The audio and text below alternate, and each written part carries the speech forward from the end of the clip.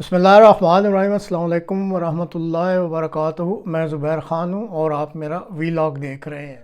अहमदिया नुक्ता नज़र और ये दो उलमा, ये आज के प्रोग्राम का मौजू है। नाज़रीन, आज के प्रोग्राम में आप दो मुख्तसर वीडियो क्लिप्स देखेंगे।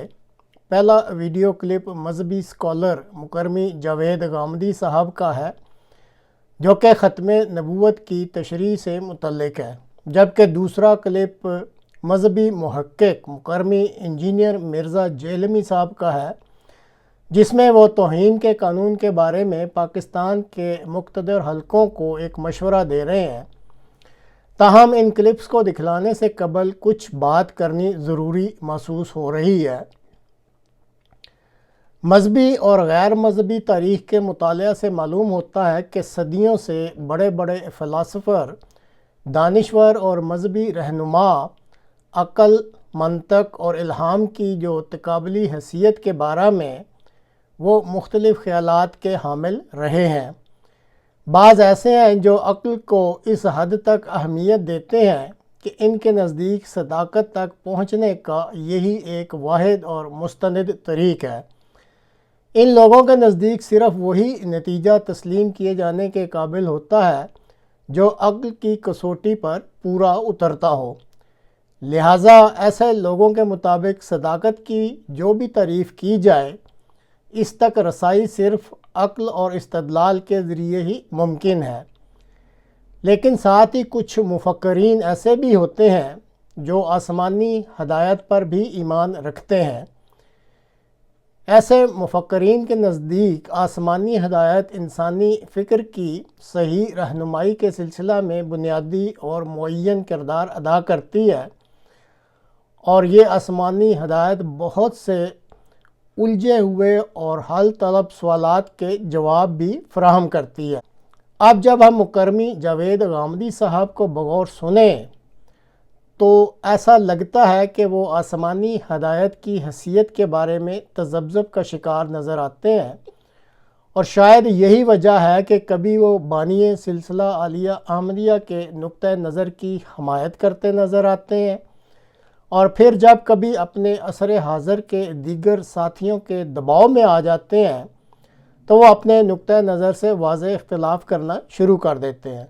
जहाँ तक मुकरमी इंजीनियर मिर्ज़ा जेहलमी साहब का तल्लक है, तो इनको मजहबी स्कॉलर की बजाय फ़िलहाल मजहबी मुहक्किक कहना ही बेहतर होगा, क्योंकि इस वक्त तक इनकी तहकीक पुराने बुज़ुर्गान दीन की दस्तयाब कुतब तक ही है, जिनमें शायाशुदा मौजूद बाज़ नज़रियात को उछाल कर वो अपना वक़्त गुजार रहे हैं। यहाँ इनको सिर्फ़ इतना ही बतलाना मकसूद है कि वो किसी वक़्त कुरान करीम में सूरह अल-अनआम की आयत 108 और अगर बिस्मिल्लाह की आयत भी शुमार करनी हो तो आयत 109, जिसमें दीगर अकायद रखने वालों के माबूदों और बुज़ुर्ग हस्तियों की इज़्ज़त का ज़िक्र है, इसकी तशरीह पर भी बार बार गौर कर लिया करें, और फिर अपने अक़वाल का जायज़ा भी ले लिया करें कि क्या आप अपनी बातचीत में अहकाम इलाही की पैरवी भी करते हैं या नहीं। अगर कुरानी अक़वाल की आप अपने अफ़आल में पैरवी ही नहीं करते तो कुछ भी आप हासिल नहीं कर सकेंगे। ताहम इस वीडियो क्लिप में जो आपने मशवरा दिया है वो बड़ा साहिब और मौका महल के मुताबिक है कि जहाँ 50-55 आइनी तरामीम हुकूमत करने पर तुली है, तो वहाँ तौहीन के इस कानून में भी अगर तरमीम करके इस मुल्क के लोगों की ज़िंदगी को आसान बना दिया जाए तो ये एक बहुत ही अच्छा कदम होगा। तो नाज़रीन, मुलाहिज़ा करें ये दो मुख्तसर वीडियो क्लिप्स। पर कहा जाता है सबसे बड़ा शायर, बड़े गैर मामूली असरात हैं उनकी किताबें हमारे यहाँ बड़ी अहमियत की हामिल हैं, पढ़ाई जाती हैं, पढ़ी जाती हैं, उनकी शरह लिखी गई हैं। या मुहियुद्दीन इब्न अरबी का यह नजरिया कि खत्म नबूवत के मानी ये नहीं है। अब ये भी कोई मामूली बात नहीं है, वो तौहीद थी। खत्म नबूवत के मानी ये नहीं है कि नबूवत का मुकाम और उसके कमालात खत्म हो गए,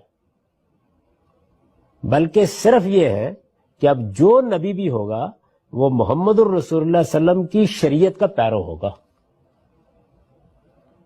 یہ ابن عربی کا نقطہ نظر ہے. انہوں نے اس کو خود بیان کیا ہے, یعنی یہ کوئی استنباط نہیں ہے. وہ جہاں بیان کیا ہے اس کو آپ برہان میں دیکھ سکتے ہیں. یعنی میں اگر وہ چیزیں بھی یہاں پیش کرتا تو بات بہت لمبی ہو جاتی. دیکھ لیجئے, اس کو موجود ہے میری کتاب میں. یا محی الدین ابن عربی کا یہ نظریہ کہ ختم نبوت کے معنی یہ نہیں ہے کہ نبوت کا مقام اور اس کے کمالات ختم ہو گئے ہیں, بلکہ صرف یہ ہے, یعنی وہ کہتے ہیں کہ ختم نبوت کی آیت ہے نا قرآن مجید میں, اسی سے آپ استدلال کر رہے ہیں. یعنی نئی نبوت کو ماننے سے انکار کرنے کی بنیاد کیا ہے؟ وہی آیت جو سورہ احزاب میں ہے, وَلَٰكِن رسول اللہ و خاتم النبیین. تو نبی صلی اللہ علیہ وسلم اللہ کے رسول ہیں اور خاتم النبیین ہیں. تو خاتم النبیین کا مطلب ہم کیا سمجھتے ہیں کہ نبوت اپنے ہر مفہوم میں ختم ہو گئی ہے. یعنی اب رسالت میں آپ صلی اللہ علیہ وسلم نے گویا مہر کر دی ہے, وہ نبیوں کی مہر ہے, سیل آف دی پروفٹس ہے, یہی مانتے ہیں نا. تو یہ کہتے ہیں کہ ختم نبوت کا یہ مطلب نہیں ہے, غلط سمجھا آپ لوگوں نے. یہ بزرگ جو ہے اور بہت بڑے آدمی ہیں, یعنی مسلمانوں کے ہاں شیخ اکبر کہا جاتا ہے ان کو. ختم نبوت کے معنی یہ نہیں ہے کہ نبوت کا مقام اور اس کے کمالات ختم ہو گئے ہیں, بلکہ صرف یہ ہے کہ اب جو نبی بھی ہوگا وہ محمد الرسول اللہ صلی اللہ علیہ وسلم کی شریعت کا پیرو ہوگا. یعنی نبوت آ سکتی ہے, نبوت کا مقام بھی حاصل ہو سکتا ہے, نبوت کے کمالات بھی حاصل ہو سکتے ہیں. بس یہ ہے کہ اب وہ شخص محمد الرسول اللہ علیہ وسلم کی شریعت کو مانے گا, اس میں کوئی ترمیم, تغیر, اضافہ, کمی بیشی نہیں کر سکتا. نبی آ جائے گا. میں ریکویسٹ کروں گا پرائم منسٹر سے بھی, اپنی اسٹیبلشمنٹ سے, کہ خدا کے لیے یہ ہمارے ہاتھ دیکھیں 295C کے ساتھ یہ توبہ والی شرک ایڈ کریں. قرآن میں تو اللہ تعالیٰ نے اس کائنات کے 3 بڑے گناہ گنوائے ہیں. نمبر 1 شرک, جو کائنات کا سب سے بڑا گناہ ہے. نمبر 2 قتل ناحق, جو اس کائنات میں حقوق العباد میں سب سے بڑا گناہ ہے. اور نمبر 3 بدکاری. ان 3 گناہوں کے بعد اللہ تعالیٰ نے فرمایا جو ان سے بھی توبہ کر لے ہم اس کے نہ صرف گناہوں کو معاف کر دیں گے بلکہ نیکیوں سے بدل دیں گے. اللہ اکبر کبیرا والحمد للہ کثیرا وسبحان اللہ بکرۃ واصیلا. مجھے بتائیں شرک بڑا گناہ ہے یا توہین رسالت کرنا بڑا گناہ ہے؟ تو اس کی توبہ تو آئی بھی ہے. اور یہاں توہین رسالت جان بوجھ کے کوئی نہیں کرتا, انہوں نے دھکے سے بنائی ہوتی ہے. اگر سپوز کوئی کر بھی بیٹھے تو توبہ قبول ہے. جامعہ ترمذی میں حدیث ہے موت کے غرغرے سے پہلے توبہ قبول ہے. تو میں یہ سمجھتا ہوں کہ بڑا اچھا موقع ہے, یہ کئی سالوں کے بعد کوئی ترمیم ہوتی ہے, اس میں اگر یہ چیز ایڈ کر دیں تو کم از کم پاکستان جو جہنم بنا دیا ہے اس مذہبی طبقے نے, توہین مذہب کا الزام لگا کے لوگوں کو قتل کرتے ہیں, ان کی اس تکلیف سے تو اس امت کی جان چھوٹے.